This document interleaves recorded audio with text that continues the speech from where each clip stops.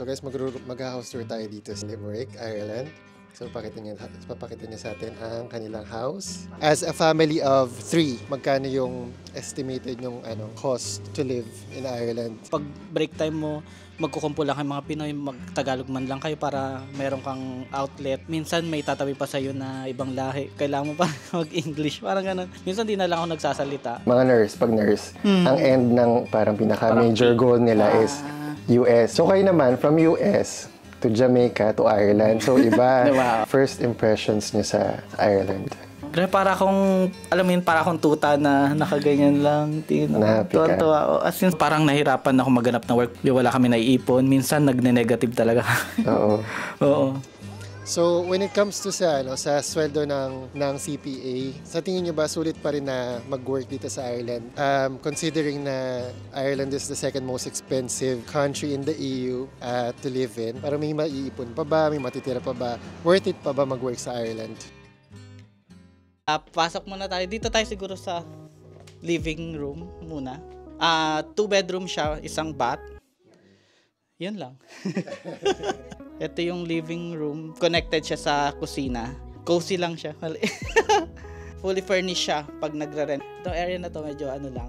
Ito yung office, ginawa namin office area. So, dalawang siya.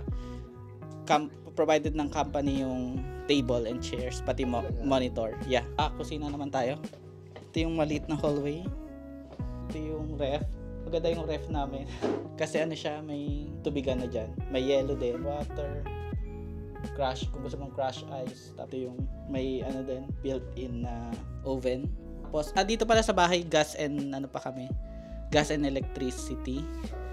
Kasi sa ibang mga modern house, puro electricity na Tapos pala hindi natin napag-usapan yung chimney. Totoong chimney siya. Pwede kang magsiga dyan. Nakakatawa din minsan ginagamit namin.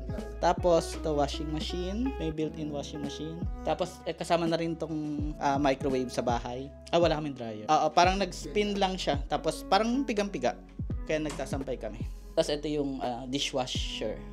May island siya. Pero problema dito, wala kaming dining. So, dito na rin kami kumakain. Tapos, dalawa lang yung chair. So, pag may bisita kami, nakatayo sila kumakain. May pantry kami na hihila-hila siya. Yan yung medyo siya gubat na. Pero once in a while, nagpapadala yung agent namin na magbunot ng mga damo. Guys, sa taas, ito yung bath. Wala kaming bathtub, pero may shower area kami dito. Pasok ka sa room ni Pen, hindi niya ito masyadong tinutulugan.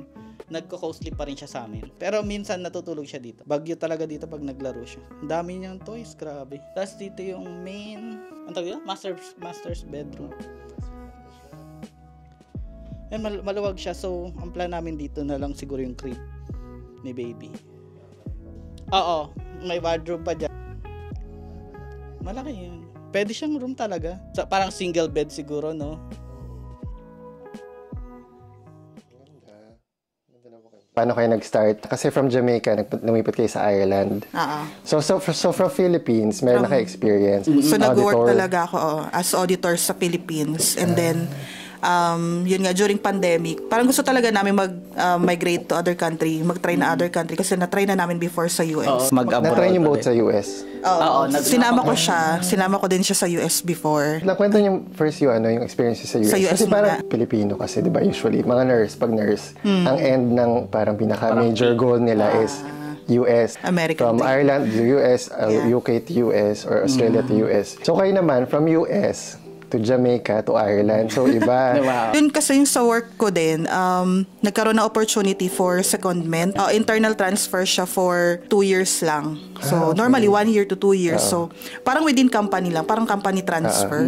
US, Arizona for 2 years. And sobrang okay talaga. Maganda talaga yung work. Yung pay din is sobrang okay din.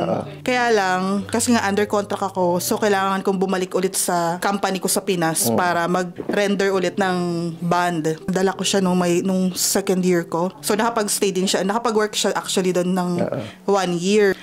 Yun nga lang. So, bumalik kami after 2 years. Nag-work ulit ako dun sa company ko sa Pinas. And then, yun, napagod na ako. And then, sa kami nag-transfer ng Jamaica kasi at that time, very limited lang yung countries na open kasi normally, di ba, mga restricted yung, or bawal lumabas during COVID. Wala nang chance bumalik ng America after nung... Pwede pa naman. Pero kasi nung, alam mo yung nauso yung mga gun shooting sa mga school, tsaka yung mga Asian hate crime, hindi na namin siya talaga inattempt bumalik ng US dahil doon sa mga nangyayari talaga sa US na medyo magulo. Ang tinry namin, Canada. May Canadian dream din kami before. Pag-apply nyo ng Jamaica, paano yun? So lumipat ako ng company nun. So from previous company ko, ibang auditing firm naman yung in-applyan ko pa Jamaica. And then, direct hire siya. Tapos, kasama na yung family na i-relocate. So, nung nakapunta ako ng Jamaica, kasama ko sila. Sagot naman ang company lahat. And then, under contract, parang 2 years din yung contract ko sa Jamaica. Pero hindi namin natapos actually yung contract namin. So, kamusta ang life sa Jamaica? In terms sa mga tao, okay, napaka-hospitable nila. Ano salita ng English? English, oo. Talaga? Tapos, sila, mababait sila. And then... Wala naman kaming na-encounter personally na talaga, issue doon actually. Pero, kasi sobrang konti ng mga expat or ng mga foreigner, parang, kami, takaw... Easy target. Gano'n. Talaga? Madaling ma-target. Kaya, pag kunyari, lalabas kami, sabihan kami agad ng mga... Sila din naman nagsasabi. Ng mga lokal na, wag niyong... May time kasi bumili kami ng cellphone noon, tapos naka-paper bag. Sabi niya sa amin, wag yung paper bag niyo, ilagay niyo sa bag. Parang gano'n. So, parang medyo nakakatakot talaga. Tapos yung bag mo kailangan nasa harapan. Talaga? Personally talaga, mababait yung mga na-meet namin ng mga tao, mga lokal doon. Yung work doon, okay naman? Okay din kasi that time, work from home kami. Nasa lang kami, compound lang kami lagi nung bahay namin, yun lang. Yung sweldo, okay lang din? Oo, actually. Parang same lang dito no? Parang same dito. Okay din naman. So, mas nakaka-save kami actually sa Jamaica.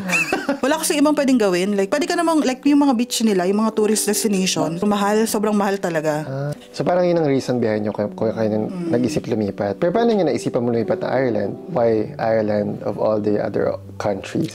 Parang sobrang nalulungkot na kami. Gusto na naming umalis actually ng Jamaica. Parang meron kami mga priority country. Like Canada is like meron talaga kaming Canadian dream. New Zealand and then US in some way parang medyo least priority siya.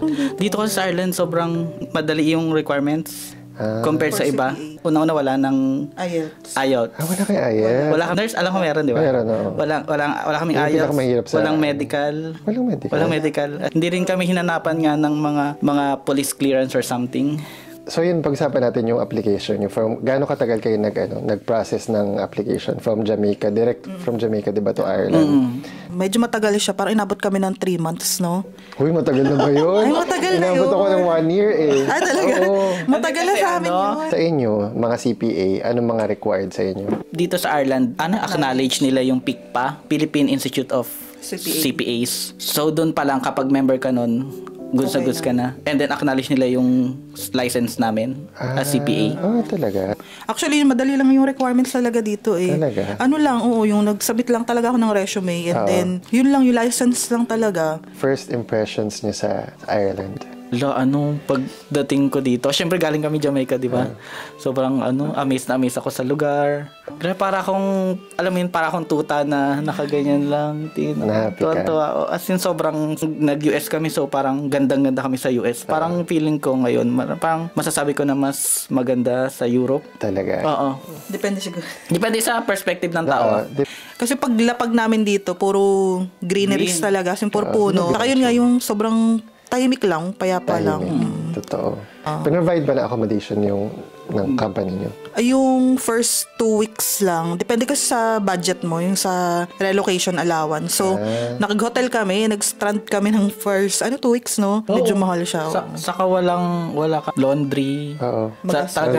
Bumibili kami talaga ng damit kasi kulang yung damit namin. Bumibili kayo. Para kain sa restaurant kasi wala namang microwave or everything. Hindi ka makaluto.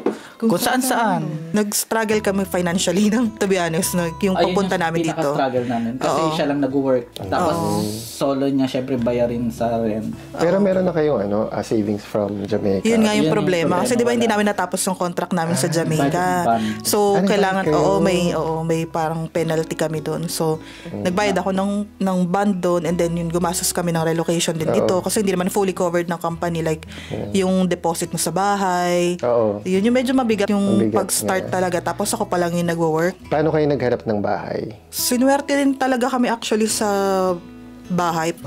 Nasa Jamaica pa lang kami, nag-aantay pa lang kami ng mga visa namin.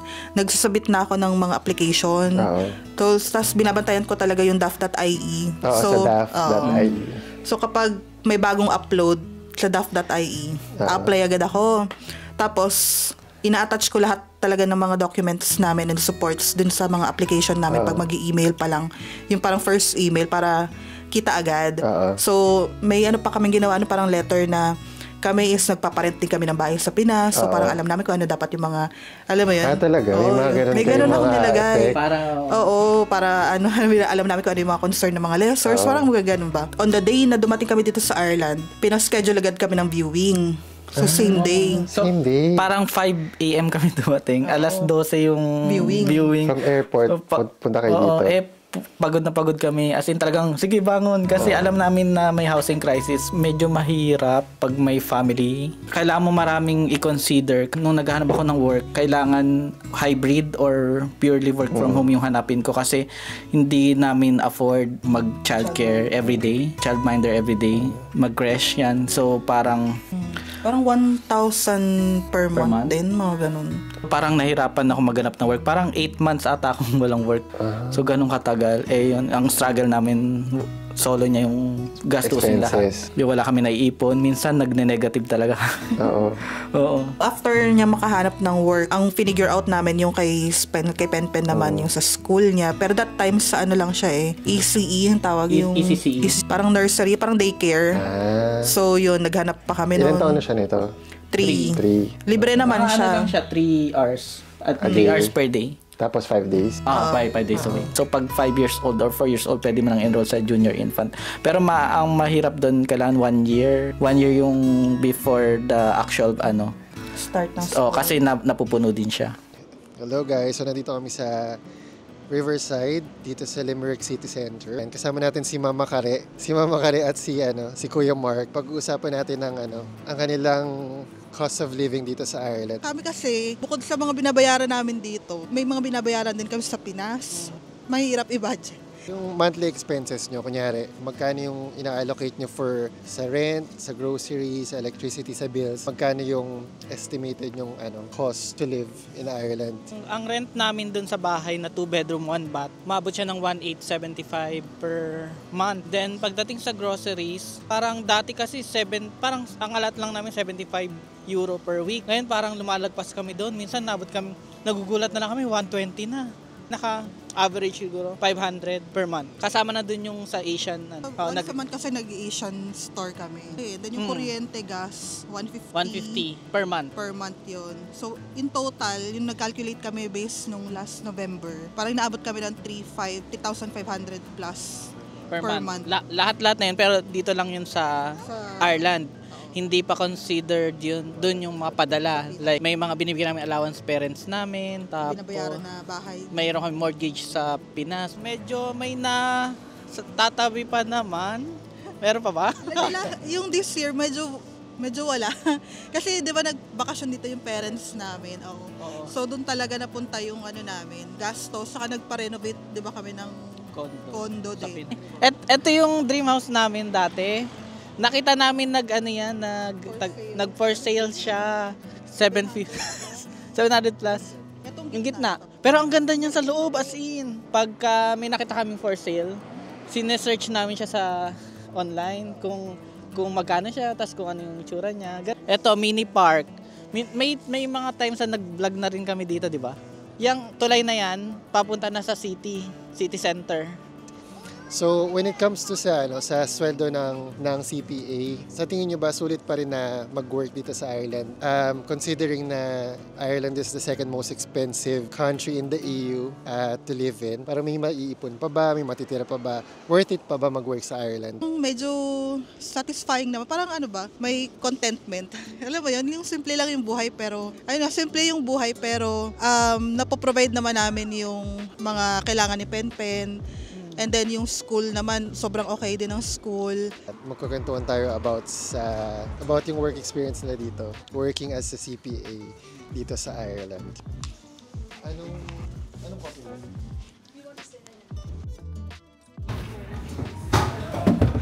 So nandito kami ngayon sa coffee shop dito sa may city center. Share nila sa atin yung kanilang work experience, ano ba yung mga work culture dito sa Ireland. So yung previous na mention ko nga kanina, previous work ko sa Pinas tsaka sa Jamaica, audit manager din.